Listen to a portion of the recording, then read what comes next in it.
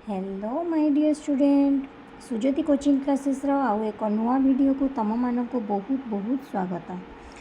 आम मैंने पूर्व क्लास रे मैथ विषय पढ़ी इंग्लिश रे भी पढ़ी ओडियार व्याकरण विषय पढ़ी हाँ कि नहीं। तेज आज आम मैंने किसी नुआ जिनस शिखा ओडिया रे दरखास्त केमिति लेखा जाए। आमर सब पिला माने कौन स्कूल रे जो पढ़ु था से माने प्रधान शिक्षक निकट को दरखास्त इंग्लिश रे समस्ते प्रायतः जानी तेणु करना मुझे ओडिया रे तुम मानक शिखेबी कि 3 दिन छुट्टी निमंते प्रधान शिक्षक निकट को दरखास्त लेख माने है कि तुम मैंने आगु को 3 दिन पर छुट्टी नेब से तुम मैंने प्रधान शिक्षक निकट को दरखास्त लेख। ताले केमिति लिखिबा ना प्रथम लिखिबा माननीय श्रीजुक्त निज निज विद्यालय नाम लिखिबा है। मु गोटे अनुमान कि गोटे विद्यालय नाटे नहीं दूची।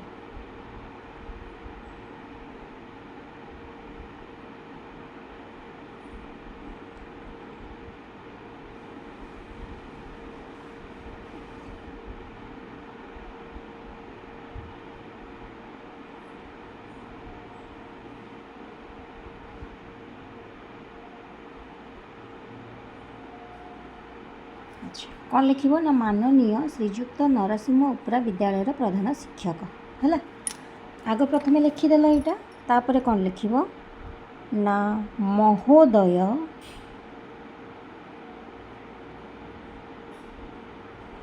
डट डट डट डट समीपेशु स्टेप बाय स्टेप बताऊे तुम मानू जमीक तुम मैंने जापर है। तापर कौन लिख महोदय डट डट डट समीपेशु कहा जरिया रे दौच ना श्रेणी शिक्षक और शिक्षयित्री जदि लेडीज थे ताले शिक्षयित्री जदि जेन्ट्स थे ताले कौन लिख ना शिक्षक जरिया रे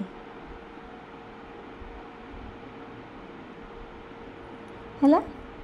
कौन लिख पिला माने प्रथम ना माननीय श्रीजुक्त निज निज विद्यालय प्रधान शिक्षक महोदय डट डट डट समीपेशु श्रेणी शिक्षक और शिक्षयित्री जरिया है। कारण कौन कौ कारण जो तुम मैंने नौच 3 दिन छुट्टी निमंते आगू को तुम 3 दिन छुट्टी नब से उपलक्षे तुम मैंने कौन करुच ना छुट्टी दरखास्त दौच है। तापर एबे कौन लिख ना महाशय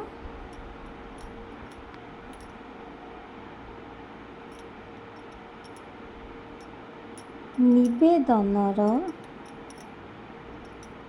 कारण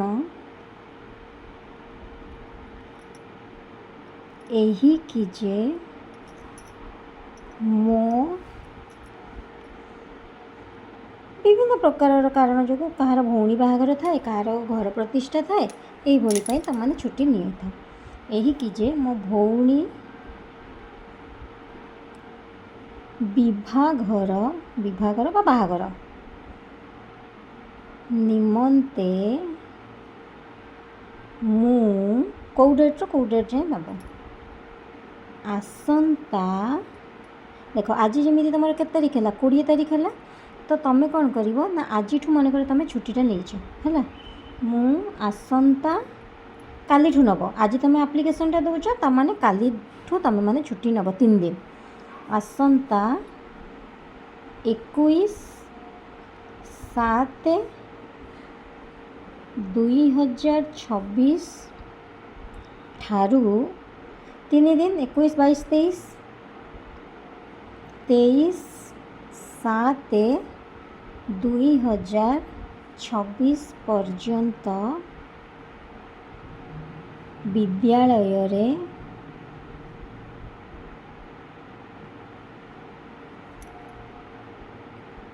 अनुपस्थित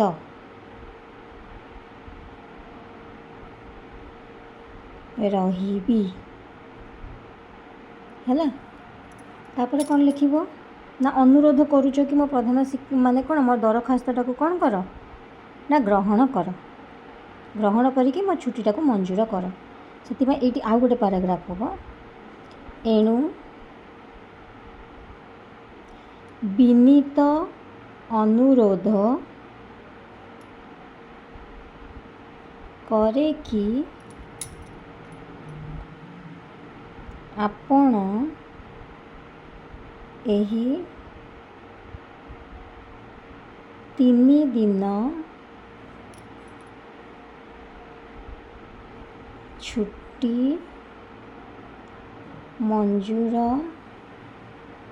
କଲେ ମୁଁ ଚିରୋପକୃତ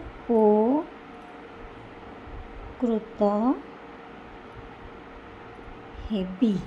ହେଲା, ଏତିକି ଲେଖିଦେଲ। ଛୁଟି ମଞ୍ଜୁର ପାଇଁ ମଧ୍ୟ ଅନୁରୋଧ ବି କରିଦେଲ। ଏବେ କ'ଣ କରିବ, ଶେଷରେ ଇତି ଆପଣଙ୍କର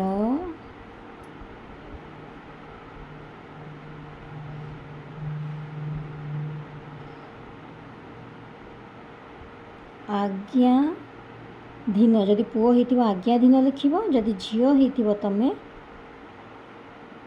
ଆଜ୍ଞାଧୀନା ଛାତ୍ରୀ, ଛାତ୍ର। ଯଦି ଆଜ୍ଞାଧୀନ ହେଇଥିବ ତାହେଲେ ଛାତ୍ର ଲେଖିବ, ଯଦି ଆଜ୍ଞାଧୀନା ହେଇଥିବ ତେବେ ଛାତ୍ରୀ ବୋଲି ଲେଖିବ। ଛାତ୍ରୀ ନିଜ ନିଜ ନାଁ ଲେଖିବ। ମନେକର କ'ଣ ଲେଖିବ, ତୁମର ମନେକର ନାଁ ଲେଖିଲ ଏଠି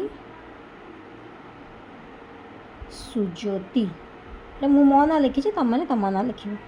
ତାପରେ ଏଠି କ'ଣ କରିବ, ନିଜ ନିଜ ନାଁଟାକୁ ପୁରା ଫୁଲ୍ ଫର୍ମରେ ଲେଖିବ।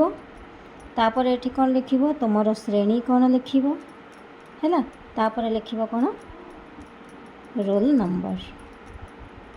ଆଉ ଏପଟେ କ'ଣ କରିବ ନା ତାରିଖ ପକାଇଲ। ତାରିଖ ପକାଇଲ, ହଁ କି ନାହିଁ? ତାହେଲେ ତାରିଖ ଯେଉଁ ପକାଇଲ, କେତେ ତାରିଖ ଦିନ ତୁମେ ଏଇଟା ଦେବ, ଏବେଠୁ ଦେଉଛ, ତାହେଲେ କେତେ ଲେଖିବ ନା 20/7/2026। ହେଲା, ଏତିକି ଲେଖିକିନା ତୁମେମାନେ କ'ଣ କରିବ ନା ଦରଖାସ୍ତଟେ ଦେବ। ହେଲା, ତାହେଲେ ଆଜି ତୁମମାନଙ୍କୁ ଏଇ ଯେଉଁ ଦରଖାସ୍ତଟା ଲେଖିବା ଶିଖେଇଲି, ଆଗକୁ ତୁମକୁ ଆହୁରି ବହୁତ ଭଲ ଭଲ ଭିଡ଼ିଓ ଦେବି।